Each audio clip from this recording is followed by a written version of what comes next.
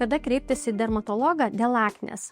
Jei liga tęsiasi kelis mėnesius ir nepavyksta jos suvaldyti įprastomis priemonėmis, jei spuogai yra gilūs, skausmingi, palieka randus, tuomet reikalingas medikamentinis gydymas, kurį gali paskirti tik gydytojas dermatologas. Jei odos būklė bei kokybė turi įtakos jūsų emociniai būklei bei gyvenimo kokybei, jei taikant specializuotą odos priežiūros rutiną bei vartojant papildus, odos būklė vis tiek blogėja.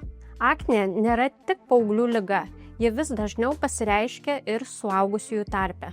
Aknės gydymas yra kompleksinis, derinamas medikamentinis gydymas, lazerinės procedūros, kosmetologinė priežiūra, injekcinės procedūros ar kitos priemonės. Tik derinant dermatologinę priežiūrą, keičiant gyvenimo būdą, galima pasiekti ilgalaikių gydymo rezultatų.